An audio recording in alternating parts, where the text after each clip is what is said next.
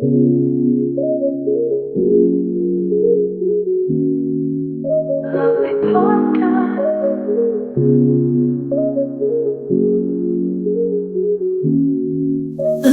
podcast.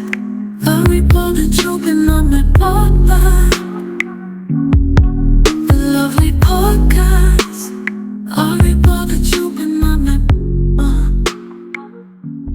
Hey everyone, welcome back to Lovely Podcast, where we decode the mysteries of the heart and mind, and sometimes even unravel the tangled headphones of life. I'm your host, Leah, and today we're diving deep, psychologically that is. So, grab your snorkel and let's plunge into the psychological deep dive. We'll be exploring the fascinating realm of psychology and how it influences our daily lives.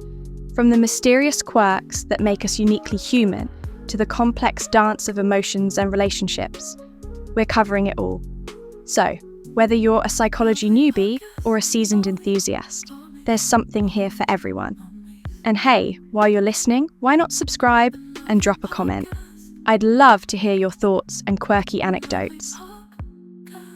Okay, let's start with the quirks of human behaviour. Ever wonder why we say ouch when we're not even hurt? Or why we can't resist popping bubble wrap? It's these little quirks that make us human, and they're more than just random habits. They're deeply rooted in our psychology. Now, I don't know about you, but I can't see a piece of bubble wrap without going full-on Hulk smash. But did you know that this irresistible urge is linked to stress relief? It's all about sensory feedback and the brain's love for patterns. Who knew popping bubbles could be so therapeutic? I remember one time I got a package in the mail that was full of bubble wrap. I was so excited that I nearly knocked over my coffee table trying to get to it. So there I was, in my living room, treating that bubble wrap like it was the final boss in a video game. I popped it like a champ, and I was feeling like a total warrior. But then, as I was aggressively defending my territory against the evil bubble wrap, I lost my balance and accidentally kicked my friend dog's toy across the room. The dog, who had been minding his own business, looked at me like I'd just betrayed him. He dashed after the toy, and in the chaos, I ended up sitting on the remaining bubble wrap I hadn't popped yet. Let's just say the popping noises were now coming from my behind, and my dog was giving me the side eye as if to say, "Really, human?"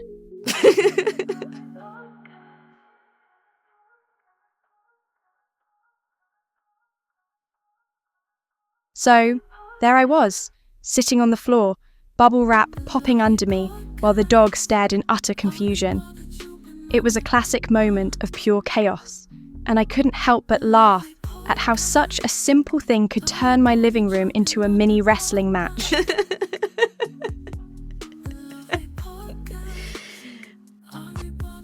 Isn't it funny how something so small can lead to such hilarity? Now, every time I see bubble wrap, I can't help but think of my bubble-smashing warrior days, just maybe without the audience of the confused pup. And how about that universal ouch, we all say, even when we're not really hurt? Turns out it's a social communication tool. By saying ouch, we're signalling to those around us that something's wrong, even if it's just a stubbed toe. Now, let's dive into some other quirky behaviours that many of us can relate to. For instance, how many of you have that irresistible urge to correct someone's grammar? I mean, it's like a superpower we didn't ask for. I once found myself in a casual conversation at a coffee shop when I overheard someone say, "I could care less." My brain just short-circuited. I wanted to jump up and shout, "No, you mean you couldn't care less?" But instead, I just sat there, twitching slightly, trying to mind my own business. It's like I'm an undercover grammar vigilante, secretly fighting for accurate language, one conversation at a time. And then there's the fascinating world of true crime. I mean, who doesn't love a good murder mystery, right? There's something about delving into the minds of criminals that's both chilling and captivating. I'll admit, I've binged my fair share of true crime documentaries. The other night, I was watching one at 2 a.m, fully engrossed in this dark tale. My friend walked in, looked at me, and said, "You know, someday you're going to be on the news for knowing too much about this stuff."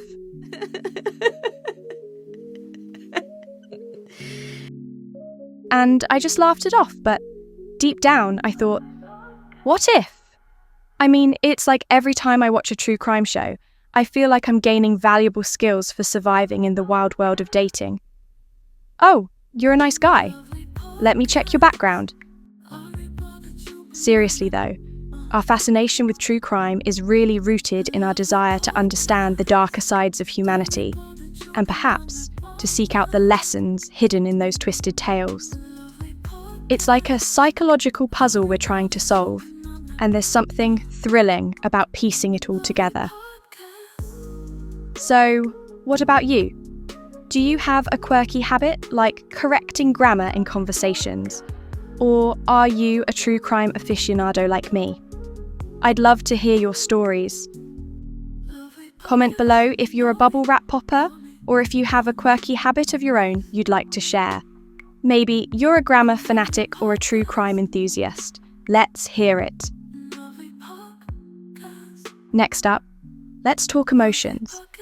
Whether you're laughing at a cat video or tearing up during a rom-com, no judgment here. Emotions play a huge role in our lives. They influence every decision we make, from what cereal to eat to who we fall in love with. But why do we cry when we're happy? It turns out it's our brain's way of balancing intense emotions. It sounds counterintuitive, but those tears are actually a sign that your brain is working hard to keep you grounded. Now, let me share a little personal story with you. Picture this. I'm at home, all cozy, ready for a movie night. I decided to watch one of those heartwarming animated films, because who doesn't love a good animated tearjerker, right? So, there I am, popcorn in one hand, a blanket wrapped around me like a burrito, and I'm all set. But as the movie progresses, I'm not just watching, I'm fully invested. You know that moment when the main character faces a huge loss? Well, I'm sitting there, tears streaming down my face as if I've just lost my own pet goldfish. And here's the kicker. My friend walks in right at that moment. She takes one look at me and bursts out laughing. "Are you crying over a cartoon?" she exclaims. I'm trying to explain, through sobs, how it's such a beautiful story of friendship and perseverance. But all she sees is me, an adult, basically losing it over animated characters. But then, it gets even better. Comment below Just if as you're I'm trying to popper, regain my composure, or if you have a quirky habit of your own you'd like to share. Everything is Maybe going to be you're a grammar okay fanatic moment, or a true and I'm crime still enthusiast, sobbing like it's the Let's hear end of the it. world. Suddenly, I start laughing at myself for being such a mess, which makes me cry even harder. It's like a roller coaster of emotions. One moment I'm crying, the next I'm laughing uncontrollably. So, there I am, a complete emotional wreck, surrounded by popcorn, and a confused friend wondering if she should call for help or just pass me more tissues. It was one of those classic I'm fine moments, but we all know I was anything but fine. So, have you ever had a similar experience? Maybe you cried at a movie that was supposed to be just for kids? I'd love to hear your stories. Share them in the comments below. Emotions can be wild and unpredictable, like why you might suddenly crave chocolate at 3 a.m. There's actually a bit of science behind those cravings, linking them to emotional states and even certain deficiencies. It's fascinating. Emotions, as powerful as they are, play a huge role in our decision-making processes. Whether you're deciding what show to binge next or contemplating a career change, emotions are the invisible puppeteers pulling the strings. Now, you might be thinking, Leah, aren't decisions all about logic and reason? Well, not quite. Studies have shown that even when we believe we're making rational choices, our emotions are often the unsung heroes, or villains, guiding our decisions. For instance, that impulse buy you made, probably driven by a fleeting emotion. Here's the kicker though. Our emotions can actually enhance our decision-making. Comment below if valuable shortcuts that help us navigate complex situations you'd like to share. Sometimes even maybe you're a grammar fanatic or a true crime enthusiast. It's our brain's way of saying, hey, trust your gut. Now, this brings us to emotional intelligence, or EQ, a term that's been buzzing around more than a bee at a flower show. Emotional intelligence is all about recognizing, understanding, and managing our own emotions, while also empathizing with others. Studies suggest that people with high EQs tend to make better decisions, form stronger relationships, and adapt more easily to life's challenges. Here's a fun fact. Did you know that emotional intelligence is considered to be just as important, if not more so, than IQ when it comes to success in life and work? That's right! It's like having a secret superpower that helps you navigate the ups and downs of life with grace. And get this, emotional intelligence can be improved over time. Unlike our IQ, which is relatively fixed, we can work on our EQ by practicing empathy, self-regulation, and active listening. So, if you want to level up your life, start by tuning into your emotions and those of the people around you. I want to hear from you. What unexpected things make you emotional? Share your stories in the comments and don't be shy. Maybe it's a commercial that always gets you or a song that hits you right in the feels. Now, let's wade into the complex waters of relationship dynamics. Why do we sometimes push away the people we care about? Or why do opposites attract? Spoiler, it's not just a rom-com trope. Relationships are like dances. Sometimes you lead, sometimes you follow.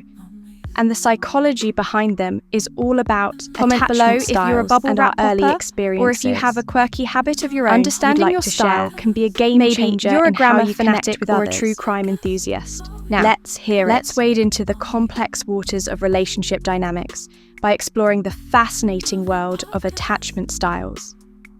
Understanding these can be a game changer in how we connect with others and navigate our relationships. Attachment styles, in a nutshell, are patterns of how we relate to others, particularly in close relationships. They're rooted in our early interactions with caregivers and can influence how we engage with partners, friends, and even colleagues. There are 4 main types: secure, anxious, avoidant, and disorganized. Let's start with the secure attachment style. People with this style tend to feel comfortable with intimacy and are generally warm and loving. They trust others and aren't afraid of commitment or being abandoned. Imagine someone who's the emotional equivalent of a warm hug. They're reliable, affectionate, and supportive. I like to think of secure attachment as the golden retriever of attachment styles. You know how golden retrievers are just full of love, loyalty, and enthusiasm? They greet you at the door like you've been gone for years, even if you just stepped out to grab the mail. I remember my friend Sarah, who embodies this secure attachment style. One day, I was feeling a bit down after a long week, and she just showed up at my door with a big smile and a box of my favourite donuts. She didn't even ask. She just knew that I could use a little pick-me-up. We sat there, munching on donuts and laughing, and she turned to me and said, "You know, I'm always here for you, no matter what. You don't have to be perfect. You just have to be you." And I thought, wow, comment below if you're a bubble wrap popper when you have friends like Sarah. Or if you have a quirky habit of your own you'd like to share. Her confidence and reassurance were like a security blanket, or a true crime enthusiast. Warm, comforting, let's hear it, and a little sweet. It's this kind of support that makes secure attachment so powerful. It allows for vulnerability without fear because you know that person has your back, no matter what. Then, we have the anxious attachment style. These individuals often crave closeness, but worry about whether their partner truly loves them. They're like the friend who texts you 5 times a day to make sure you're still on for dinner, even though you confirmed it twice. Their fear of abandonment can lead to clinginess and a constant need for reassurance. Now, I've had my fair share of friends with anxious attachment styles, and let me tell you, they mean well. I once had a friend who would send me a text every hour on the hour leading up to our movie night. It was like clockwork. Are you still coming? What time will you get here? Do you still love me? I finally started replying with, yes, I'm coming, and I love you. I'm just trying to make my outfit look fabulous. I mean, who wouldn't get a little flustered when your outfit has to compete with your friend's endless need for reassurance? But here's the funny part. When I did finally show up, she had made a whole PowerPoint presentation titled, Reasons Why Leah is the Best Friend. I couldn't help but laugh. I mean, who needs a fancy dinner when you can have a slideshow? In the end, it was a sweet reminder of how much we care for each other, even if the delivery sometimes gets a little overzealous. So hey, if you ever find yourself anxious about a friend's love, just remember, a little reassurance goes a long way, but maybe skip the PowerPoint next time. Next up, the avoidant attachment style. People with this style value independence to the point where they might seem distant. They're uncomfortable with too much closeness and often keep people at arm's length. Picture a cat who loves you but only wants to cuddle on its terms. Yep, that's avoidant attachment. Lastly, we have the disorganized attachment style. This one's a bit more complex, as it involves a mix of behaviors. People with this style often experience internal conflict about connection. They want closeness, but are also fearful of it, often due to past trauma or inconsistent caregiving. It's like wanting to get on a roller coaster but being terrified of heights. Understanding your attachment style and that of your partner can greatly enhance your relationship. It's like having a map to navigate emotional challenges. When you know the why behind behaviours, it becomes easier to address issues and grow together. So, do you recognise your attachment style in any of these descriptions? Or have you noticed these patterns in your relationships? I'd love to hear your thoughts and stories. Drop a comment below and let's chat about it. And that, my friends, is our psychological deep dive for today. I hope you enjoyed exploring the quirks, emotions, and dynamics that make us all beautifully human. Remember, understanding these aspects of ourselves can lead to a healthier and happier life. If you had fun today, make sure to hit that subscribe button and give this episode a thumbs up. And please, share your thoughts, stories, or even your own psychological mysteries in the comments below. Let's keep the conversation going. Thanks for hanging out with me on Lovely Podcast. Until next time, keep those brains curious and your hearts open. See ya.